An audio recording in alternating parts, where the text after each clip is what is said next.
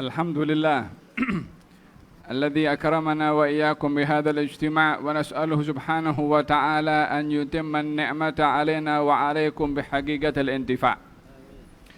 اللهم صل وسلم على سيدنا محمد سيد أهل الشفاعة وعلى آله وصحبه ومن سار على دربه إلى يوم القيامة حشرنا الله وإياكم معهم في دار الكرامة ya arhamar rahimin. Amma ba'du.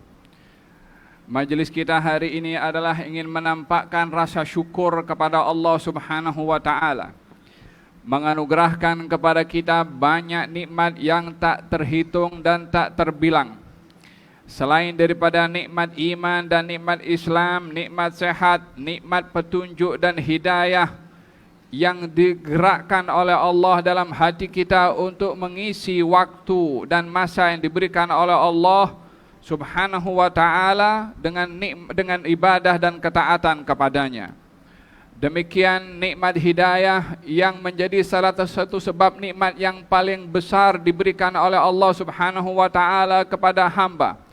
Namun ramai daripada hamba yang tidak menghayati besarnya nikmat petunjuk untuk mensyukuri nikmat petunjuk itu.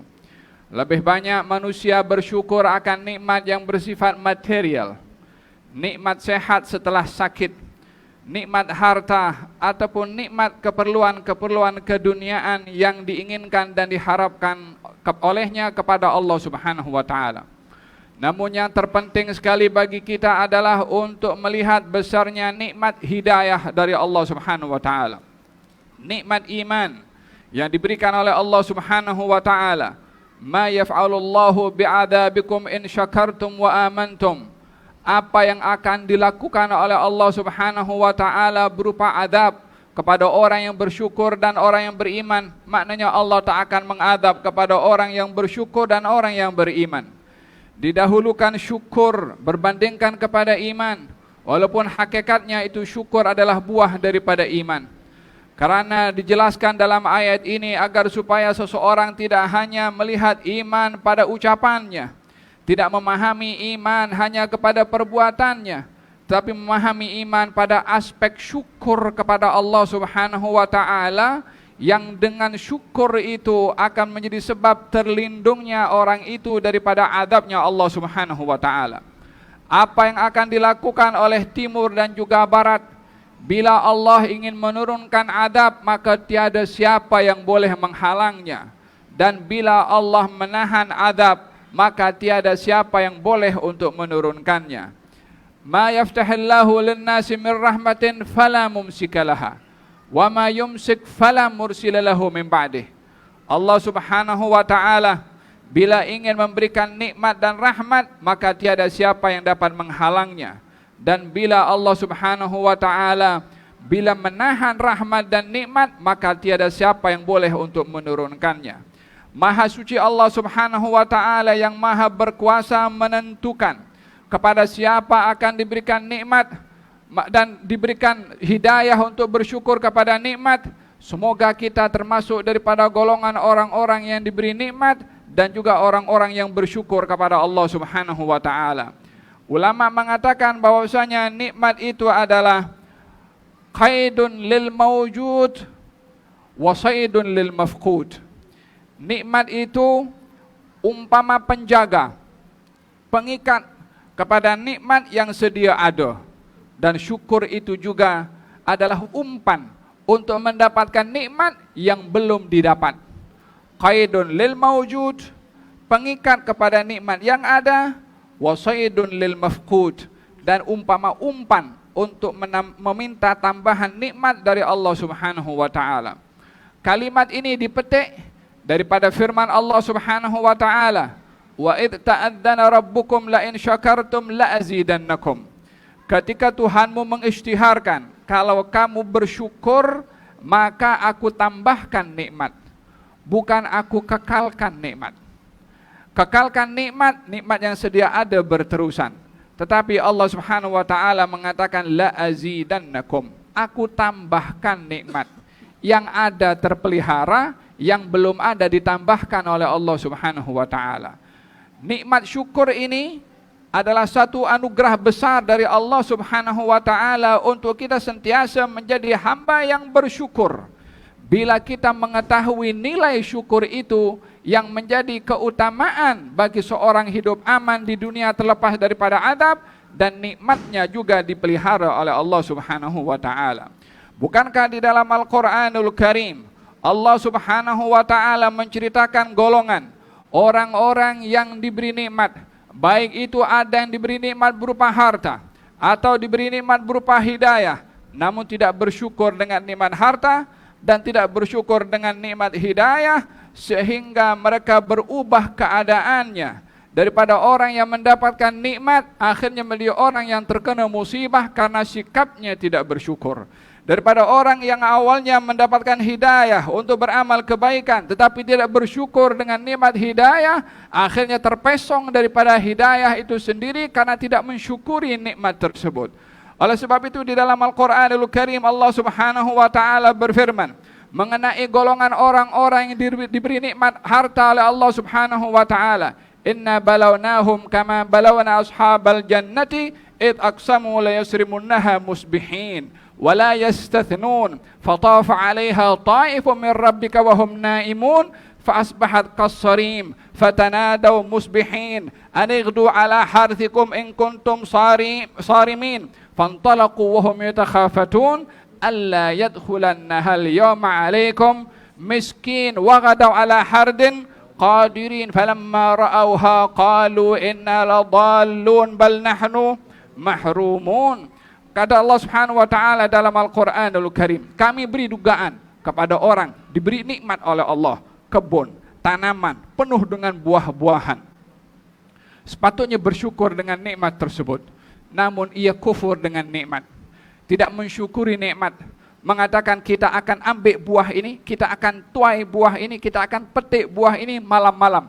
Supaya orang miskin tidak nampak. Supaya orang lain tidak tahu. Supaya orang lain tidak dapat mengambil atau meminta pemberian dan sedekah daripada hasil tanaman dan buah-buahan yang kita tuai. Maka mereka bercakap senyap-senyap, yatakhafatun. Mereka cakap senyap-senyap satu adik-beradik satu dengan yang lain. Fantalaqu yatakhafatun. Keluar pun senyap-senyap juga.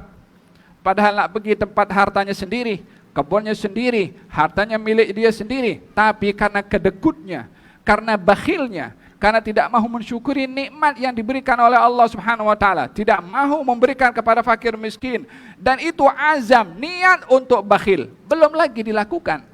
Azam untuk bakhil, azam untuk tidak memberikan nikmat kepada orang lain sebagai tanda syukur kepada Allah Subhanahu wa taala. Pergi, falamma ra'auha qalu inna ladhaun, sampai ke kebunnya didapati tumbang semua. Pokoknya, pagarnya semua tak ada yang boleh dimanfaatkan.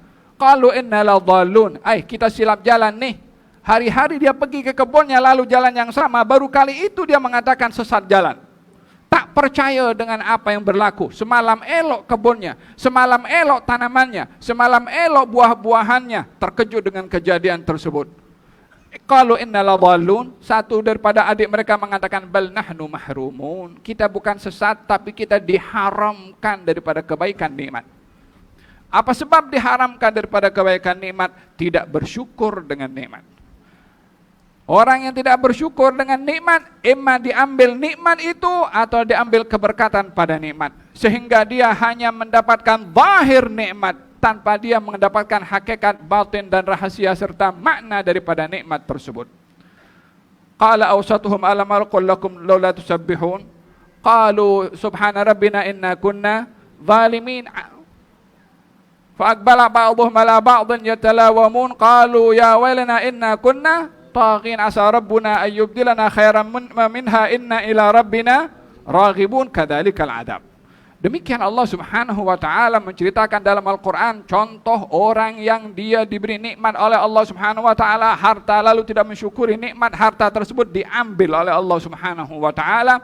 Hartanya ini masih berupa rahmat dari Allah karena yang diambil hartanya. Akhirnya mereka sedar untuk insaf kembali kepada Allah. Ada adab yang lebih dahsyat kepada orang yang diberi nikmat. Bila tidak bersyukur dengan nikmat, bila hikmah dan juga barakah nikmat tersebut diambil oleh Allah, sehingga masih diberikan nikmat oleh Allah Subhanahu wa taala secara berterusan. Dengan tidak bersyukur, kalau tiba waktunya dihancurkan sehancur-hancurnya oleh Allah wal'iyadu billah, sehingga tak ada barakah pada nikmat yang didapat bentuk apapun nikmat tersebut.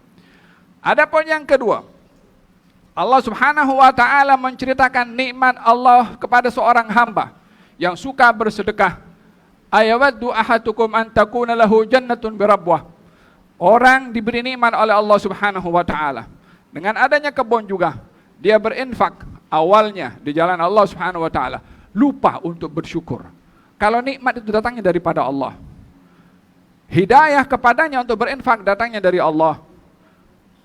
Keinginan untuk bersedekah datangnya daripada Allah, jadinya berubah, arogan, sombong, melihat dirinya layak untuk disanjung karena ibadah sedekahnya, menuntut dan merasa berjasa dengan orang lain. Di antara hal yang menjadi sebab hancurnya nikmat dan tidak ada barakahnya nikmat, bila seorang merasa berjasa dalam dia memberikan nikmat atau berkongsi nikmat dengan orang lain. Oleh sebab itu di dalam Al-Quranul Karim Allah Subhanahu wa taala berfirman, la tubtulu shadaqatikum bil manni wal adha. Kamu jangan gagalkan pahala sedekah kamu dengan al-man, mengungkit-ngungkit, menunjuk-nunjuk, meminta balasan daripada ihsan yang dia lakukan kepada orang lain. Kamu jangan batalkan pahala. Sudah bersedekah, rugi, tapi tak ada, yang lebih rugi adalah tak dapat pahala. Apa sebabnya? Al-man, mengungkit-ngungkit dia punya perbuatan kebaikan kepada orang lain. Demikian dinyatakan oleh Allah Subhanahu wa taala, sehingga fa asabahul kibaru wa lahu dzurriyyatun du'afa. Sehingga orang ini setelah sudah dewasa, sudah tua, hancur hartanya, dia menjadi orang yang papa kedana, mempunyai anak dan zuriat yang banyak yang tak boleh ditolong olehnya. Dihukum oleh Allah di masa tuanya di dunia. Walaupun awalnya adalah menggunakan nikmat di tempat yang baik, namun tidak mensyukuri kepada Allah Subhanahu wa taala, maka dihukum oleh Allah Subhanahu wa taala karena lupa mensyukuri akan nikmat dari Allah Subhanahu wa taala. Di masa dia memerlukan bantuan daripada Allah, disitulah dia kehilangan, disebabkan lupa kepada Allah di masa senang, maka dilupakan oleh Allah semasa dia susah. Sementara janji Allah, ta'arraf ilallah fir raha ya'rifka fisyiddah. Kenalilah Allah ketika kamu senang, Allah akan kenal kepada kamu di saat kamu susah. Hadirin hadirat yang dirahmati oleh Allah, suasana sekarang ini yang kita lalui di bulan Syawal, suasana kita ingin bersyukur kepada Allah atas nikmat ibadah yang kita lakukan di bulan Ramadan al-Mubarak. Tapi nikmat ini menuntut kepada kita tuntutan yang penting untuk menjaga nikmat, untuk mensyukuri nikmat sebagaimana saya jelaskan tadi, untuk mendapatkan qaidun lil mawjud wa saydun lil mafqud tadi. Perlu untuk kita mensyukuri nikmat tersebut. Bukankah di dalam Al-Quranul Karim ketika orang masuk ke kebunnya dan dikatakan, kalau kamu masuk kebun kamu dengan mengatakan Masya Allah la quwata illa billah, akan dijaga ini nikmat oleh Allah Subhanahu wa taala untuk kamu. Tapi kalau kamu sombong ketika melihat nikmat dan kamu arogan ketika melihat nikmat, di situ Allah Subhanahu wa taala akan menghukum kepada kamu. Demikian di dalam Al-Quranul Karim, Nabi SAW dibimbing oleh Allah untuk mensyukuri nikmat hidayah. Dengan apa kita bersyukur nikmat hidayah? Kita semua di bulan Ramadan banyak melakukan aktivitas yang cukup banyak. Tadarusnya, zikirnya, i'tikafnya, sholat jamaahnya, tarawihnya, dan macam-macam ibadah yang kita lakukan. Sejauh mana kita mau menjaga nikmat hidayah yang Allah berikan di bulan Ramadan tadi ketika berada di luar bulan Ramadan? Di dalam Al-Quranul Karim Allah Subhanahu wa taala menjelaskan tentang ibadahnya para anbiya dan ibadahnya para malaikat sebagai tanda syukur nikmat hidayah. Bagaimanakah mensyukuri nikmat hidayah? Nikmat kita mendapat petunjuk melakukan ketaatan. Tadi itu nikmat bersifat kebendaan dan keduniaan. Tapi sifat syukur ke atas nikmat berupa petunjuk, berupa amal yang soleh, berupa ibadah dan ketaatan yang kita lakukan. Bagaimana kita mensyukuri nikmat tersebut? Allah Subhanahu wa taala memerintahkan kepada nabinya, fa idza faragta fansab wa ila rabbika farghab.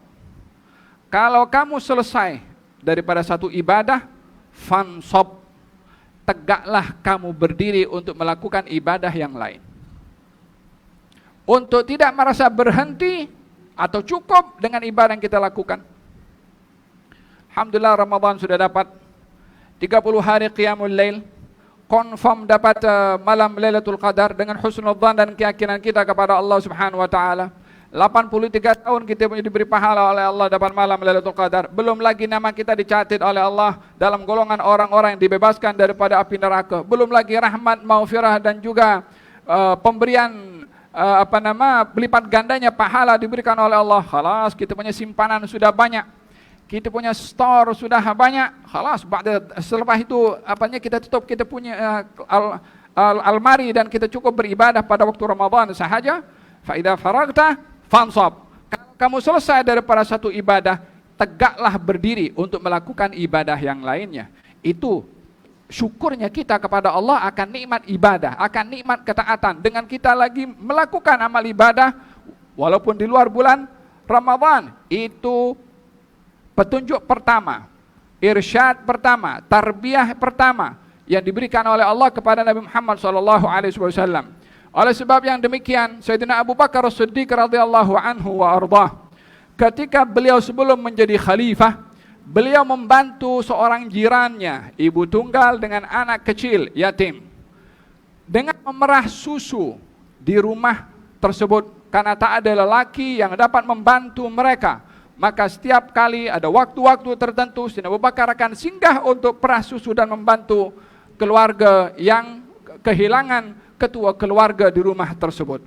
Saat beliau dilantik menjadi khalifah, maka si ibu mengatakan kepada anaknya, "Wahai anakku, sekarang Abu Bakar sudah sibuk dengan urusan pemerintahan, maka tiada masa lagi bagi dia untuk datang ke rumah kita untuk memerah susu untuk kita." Kata-kata itu didengar karena Sayyidina Abu Bakar sedang lewat di rumahnya. Katanya, "Wahai orang yang ada dalam rumah ini, saya tak akan tinggalkan amal perbuatan baik saya yang saya lakukan sebelum saya menjadi khalifah, lalu saya tinggalkan setelah saya menjadi khalifah. Saya akan tetap datang ke rumah kamu untuk perah susu dan memberikan kepada kamu." Walaupun dia menjadi orang nomor satu daripada pemerintahan waktu itu, salah satu kerjanya selain daripada mengurus negara, pergi ke rumah ibu tunggal itu untuk memerah susu dan diberikan kepada mereka, walaupun dia seorang yang penuh dengan kesibukan. Yang menjadi perhatian pada hal ini, selain daripada tawadhu'nya, selain daripada sifat merendah dirinya, adalah sifat istiqamah atas apa yang dilakukan sebelum menjadi khalifah. Kesibukannya pada khalifah tidak menghalang dia untuk melakukan apa kebiasaan yang dilakukan sebelum menjadi khalifah. Demikian istiqamah, demikian rasa syukur kepada Allah Subhanahu wa taala atas nikmat ketaatan yang diberikan oleh Allah Subhanahu wa taala. Dan yang kedua, dalam mensyukuri nikmat hidayah ini adalah seseorang hendaklah tidak seseorang dalam beribadah kepada Allah Subhanahu wa taala tidak merasa dan tidak melihat sudah banyak dalam beribadah. Kita melihat bagaimana para anbiya, bagaimana para rasul ketika beribadah kepada Allah Subhanahu wa taala dan selesai daripada ibadahnya kepada Allah Subhanahu wa taala, mereka mengatakan, "Ya Rabb, ma'abadnaka haqqal ibadah." Ya Allah, aku belum cukup beribadah kepada Engkau. Siapa yang lebih banyak ibadahnya lebih daripada malaikat, lebih daripada para rasul? Walau demikian, mereka tidak pernah mengatakan, "Ya Rabb, aku sudah banyak beribadah kepada Engkau. Ya Rabb, aku sudah banyak melakukan ketaatan kepada Engkau." Mengatakan kepada Allah, "Ma'abadnak haqqal ibadah." Saya belum cukup sembah Engkau dengan sebenar-benar ibadah. Apa yang kita boleh banggakan di hadapan Allah Subhanahu wa taala dengan ibadah yang kita lakukan?